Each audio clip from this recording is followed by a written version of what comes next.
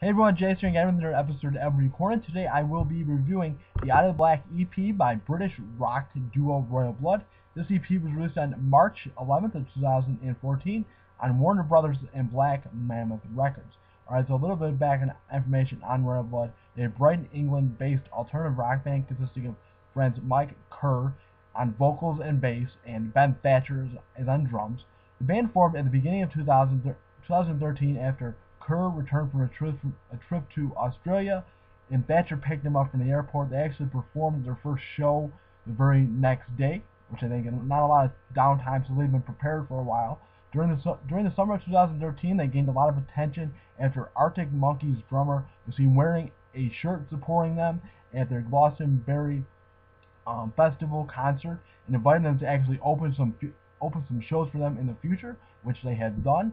In November of 2013, the band signed with Warner Brothers and Black Mammoth Records and released the song Out of the Black, which came with the B-side Come On Over, two very solid songs there, two very solid debut songs.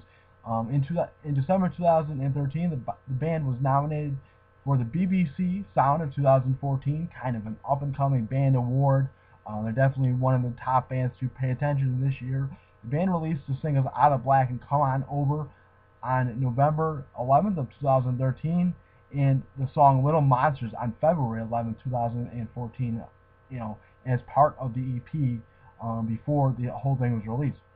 The band will be playing this year's South by Southwest Festival, or they did, along with fellow Brighton, UK bands The Kins and The Fear of Men, and a North London band, Wolf Alice. Very solid bands there. I believe the bill that I saw them on was Longfellow as well. I can put that information below, and I will put that information if you're interested. A little bit of information about the band, their sound, their influences. The band's influences are really all over the place.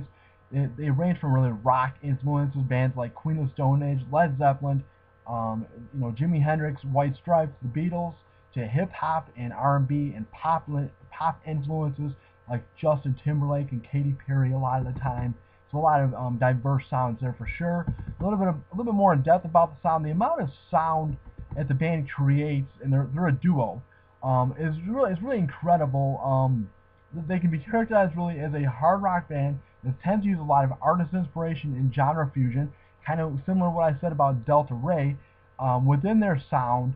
With a lot of noise and garage rock and blues rock and grunge rock sounds, turned all the way up though in a way, very hard rocking sound, very pure sound that seems like it could be changed and really rearranged depending on the mood, depending on the tempo, as is showcased a lot in this EP. They generally have one sound. It's very hard rocking, very in your face, but like I said, they can change it around, which is something I like there. All the above elements, like I said, seem to come together in different ways throughout the band's music to create high energy, in-your-face type of songs that are built around loud instrumentation, usually a pounding drum beat, heavy distorted bass or guitar riffs, and a large amount of really attack and release, a lot of build-up within the song. I mean, you have mini build-ups, you have vocal build-ups and whatnot. I'll get into in a little while.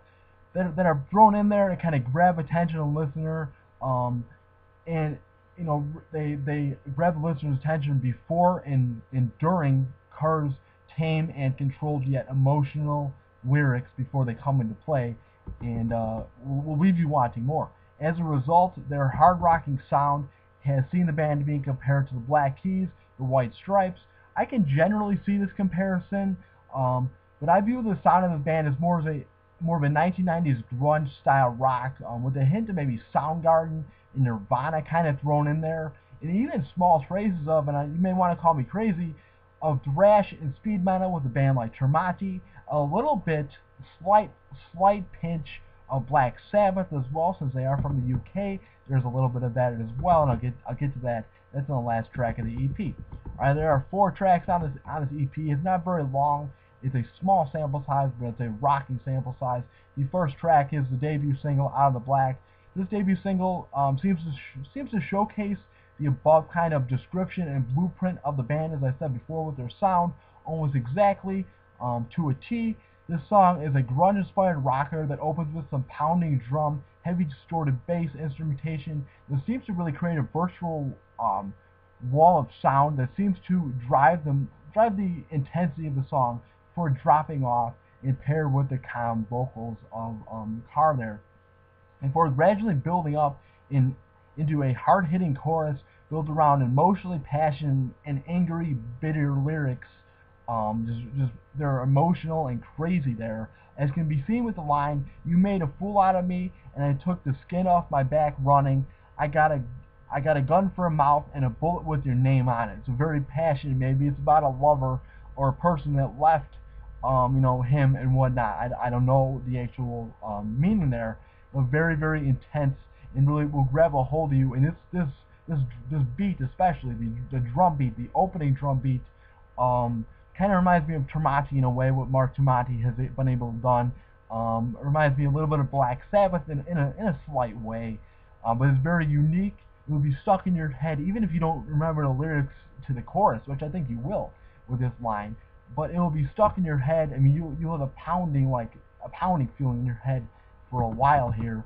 After the chorus, the vocals are accented with some attacking style, alternating drum beats and looping bass riffs that dip and dive before leveling out again and building back up into some jammy bass-led instrumentation that continues until the song comes to a very abrupt ending. It's going to leave you wanting more. Like I said, it's very grungy sounding. This song is especially kind of Nirvana-ish, harder than that. But I love the abrupt ending as well. It will leave you wanting more. And as I said, the second song here is Little Monster. A lot of people had actually said this is not their favorite on this EP.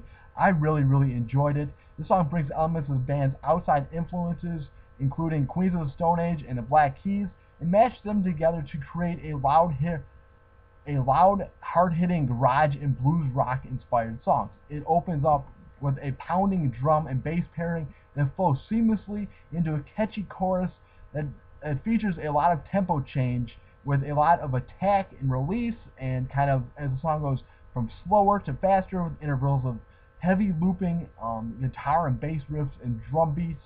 They continue to get heavier and jammier as the song continues, and just it's kind of like a giant jam session with this song. And this chorus, "A Little Monster," especially when the vocals first start, this is another thing. The way that the vocals are sung will be stuck in your head for, I'd say, days and days and days.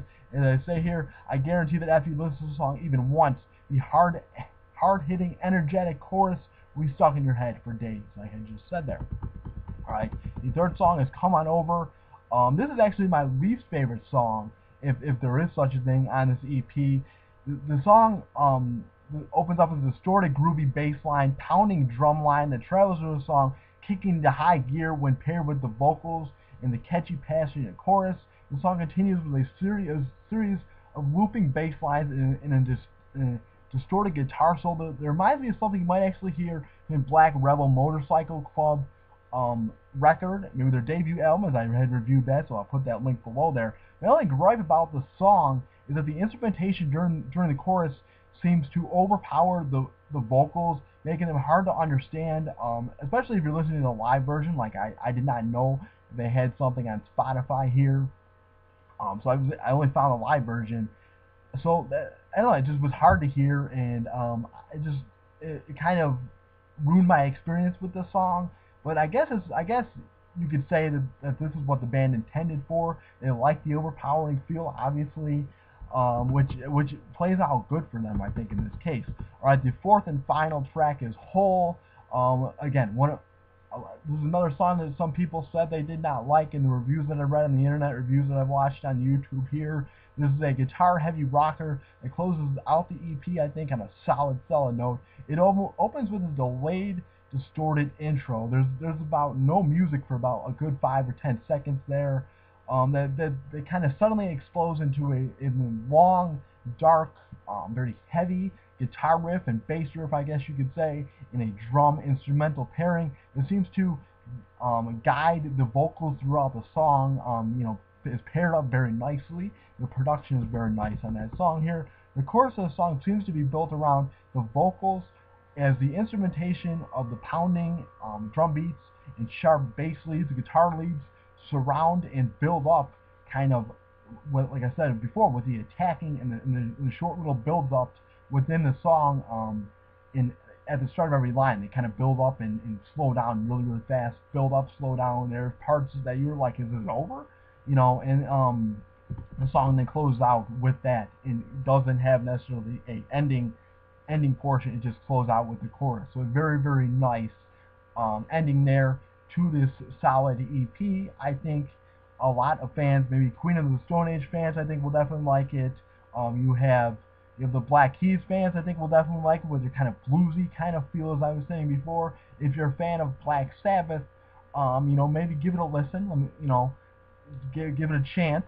If you're a fan of just newer bands in general, and newer UK bands especially, I think, and it's just something that I think is very, very is going to grow on you. It reminds me of 90s grunge rock, a little bit garage rock, because I was born in the 90s here, so I was exposed to that a lot. Growing up in the early 2000s, that's when I started getting into it. But you have bands like Nirvana, especially, is the only one that comes to the top of my head. If you're a fan of Nirvana, you might like this. It's a lot heavier. Maybe Foo Fighters. So I would definitely give it a chance. I know the band has actually performed 2 more songs, I believe, at South by Southwest, of footage that I saw on the internet. I think it was a Loose Change or something like this, that I hope will be also on the debut record when that comes out, because they're a very solid song as well, very catchy. But yeah, I think all these songs will make the debut record when it does come out, hopefully later this year. I did hear something about a late summer release, so maybe September. We'll have to see what goes on, but I think whatever happens, enjoy this EP. I believe last week it was only $3.99 on iTunes and whatnot, so I definitely picked that up. I definitely think it's worth it to check it out. Yeah, so if you guys definitely have checked this out already, what do you think? That's about it for this review. So definitely check it out. Let me know what you think. I have a lot more reviews coming up. I have a huge list to go over here. A couple off the top of my head that I can think of will be Eminem in upcoming weeks. Rather, you have Cage the Elephant. You have a couple track reviews coming in there as well. I have a couple requested reviews that I will be doing. So definitely watch out for me.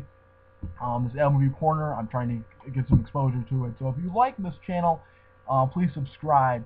I do try to put out a lot of videos every week. I try to put out video tutorials, try to do album review corner, sports buzz when necessary, and when I feel like something of interest comes to mind. If you're an upcoming artist as well, upcoming band and whatnot, if you just feel like following me on Instagram, I'll put my Instagram below. You can follow me on Twitter, JasonQuinn1992, all one word. I'm looking for upcoming bands. Any genre really is what I'm looking for. I've looked into your music. I just like having a collection of music. So maybe one day I'll get to review. I put all my information below. I'll put the Royal Blood information below. Definitely check them out. Yeah, that's it for this episode of Album Review Corner, EP review, Out of the Blood, Royal Blood, or Out of the Black rather, Royal Blood. Definitely check it out. I give it a 4 out of 5. Alright, so thank you guys for watching this episode of Album Review Corner. Have a nice day. Bye-bye.